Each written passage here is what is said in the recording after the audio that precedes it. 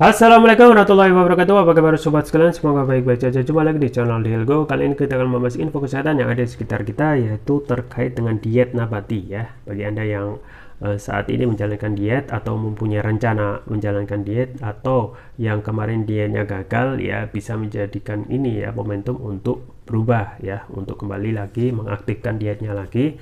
Dan ingat, diet itu bukan mengurangi makan, tetapi makan dengan sehat. Dan bahasan kita kali ini adalah diet nabati ya. Apa saja manfaatnya, itu yang akan kita bahas kali ini ya. Tapi sebelumnya, bagi Anda yang ingin mencoba produk kesehatan kami, yaitu madu hutan ya, yang ini ya. Madu hutan variannya sangat banyak sekali ya. Di antaranya dalam madu hutan Flores ya, Riau dan lain sebagainya. Variannya kurang lebih 15 ya. Link pembelian ada di deskripsi, atau bisa kunjungi toko online kami di Dielgo, di Tokopedia atau Shopee.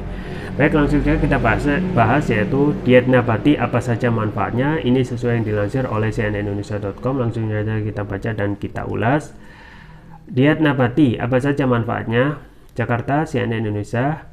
Makanan yang berbasis nabati terkenal sehat dan kaya serat. Tidak heran jika diet nabati pun mulai digandrungi orang. Pola makan ini berfokus pada makanan yang terbuat dari tumbuhan, tentu bukan hanya buah-buahan dan sayuran, tetapi juga kacang-kacangan hingga biji-bijian. Menukil laman Harvard Health Publishing, diet nabati tidak berarti Anda menjadi seorang vegetarian yang tidak mengkonsumsi produk hewani. Sebaliknya, Anda secara proporsional memilih lebih banyak makanan dari sumber nabati alih-alih hewani. Jenis diet ini juga dikenal dengan istilah plant-based diet. Cara kerjanya yakni menjadikan makanan berbasis tumbuhan sebagai menu utama. Potensi kesehatan diet nabati. Tentu ada banyak potensi atau manfaat kesehatan saat Anda menjalani pola makan atau diet jenis ini. Mengutip Everyday Health, beberapa penelitian menunjukkan bahwa konsumsi makanan nabati dapat meningkatkan parameter kesuburan. Bahkan sumber nabati juga dapat mengurangi resiko terkena diabetes tipe 2. Pola makan ini juga baik untuk semua usia, mulai dari anak-anak, bayi, ibu hamil, dan menyusui hingga orang tua. Dengan menerapkan diet nabati, maka Anda bisa mengurangi kemungkinan memerlukan obat-obatan, sebab resiko terkena penyakit berbahaya seperti obesitas, tekanan darah tinggi, hingga penyakit jantung pun sangat minim. Memulai diet nabati. Mengubah kebiasaan secara tiba-tiba sebenarnya tak disarankan. Begitu juga saat Anda ingin menerapkan diet nabati. Mengutip laman Forks Over Knives, Anda harus memulainya secara perlahan. Anda bisa memulainya dengan menambahkan sekitar 1000 kalori kacang polong, biji-bijian, dan sayuran bertepung ke dalam rutinitas harian. Makanan bertepung membuat Anda kenyang dan puas. Dengan cara ini, secara alami Anda akan makan lebih sedikit produk hewani. Ya sobat sekalian, jadi itu ya yang patut menjadikan alternatif ya, daripada kita bingung dalam memilih ya untuk program-program untuk membakar lemak ataupun kondisi kita yang sekarang lagi overweight. Nah, salah satunya adalah yang bisa dicoba adalah diet nabati ya. Diet nabati artinya dari tumbuhan, artinya mayoritas ya yang dimakan ini adalah dari tumbuhan gitu ya, sayuran ya, termasuk dari buah-buahan. Yang jadi pertanyaan, apakah kita menjadi vegetarian? Tentu tidak ya. Jadi vegetarian itu memang murni seluruh makanan yang dikonsumsi dari dia bangun hingga tidur itu adalah murni tumbuh-tumbuhan ya, sayur-sayuran, dan tidak masuk di dalamnya yang sifatnya hewani gitu ya. Artinya untuk vegetarian memang tidak makan daging ya, baik itu daging hewan ataupun daging dari laut gitu ya, tetapi lebih cenderung pada sayur-sayuran dan buah-buahan. Nah, beda dengan diet nabati gitu ya. Diet nabati ini memang lebih condong ya, tetap masih bisa makan dari sifatnya hewani, misalnya daging ya, tetapi mayoritas atau kebanyakan yang dikonsumsi itu adalah sayur-sayuran dan buah-buahan. Nah, ini lebih sehat ya sobat sekalian, daripada kita tidak menentu dalam pola makan gitu ya, karena segala bentuk penyakit itu bermula dari pola makan kita gitu ya.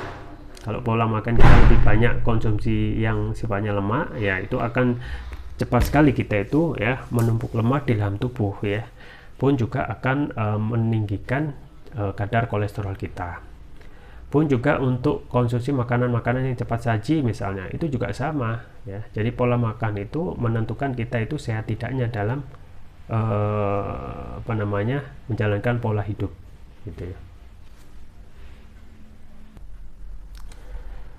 Ya sobat sekalian, jadi memang salah satu yang penting juga dalam masalah diet adalah bagaimana kita menjalankan diet ini secara konsisten gitu ya. Banyak macam diet, tetapi yang paling penting kalau tidak konsisten itu bisa saja akan semangat di awal saja gitu ya. Ibaratnya gejala-gejala awal yang semangat, tetapi setelah kedepannya ya seiring dengan kesibukan dengan juga mobilitas kita bisa saja itu buyar gitu ya. Nah, bagaimana pertanyaannya, misalnya kita sudah menjalankan diet yang sudah ada, ya itu pertahankan atau bisa dipadu-padankan dengan diet nabati ini gitu ya. Jadi yang semulanya dengan diet pengaturan jam makan misalnya, itu bisa juga kan kita dikurangi untuk hal-hal yang konsumsi hewani ya, diubah dengan nabati gitu ya, yang sayur-sayuran dan juga buah-buahan ya, itu akan lebih baik lagi ya. Karena seperti yang kita ketahui ya, kalau konsumsi kita mayoritas sayuran dan buah-buahan, itu akan mengurangi dampak penyakit yang timbul daripada pola makan ya. Karena kebanyakan dari pola makan itu muncul dari makanan kita yang tidak sehat, misalnya dari daging-dagingan ya, kemudian juga yang mempunyai kandungan lemak tinggi ya, yang itu juga dapat memicu tingginya kolesterol tubuh ya. Makanya dengan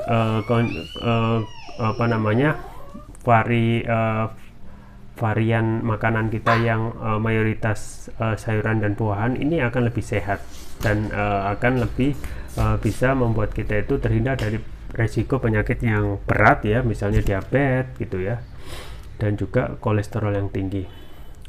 Dan juga ya sobat sekalian, yang juga saya rekomendasikan terus-menerus adalah bagaimana kita dalam menjalankan diet juga harus menjaga pola kesehatan kita agar tetap fit dan juga menjaga imunitas kita agar tidak cepat sakit.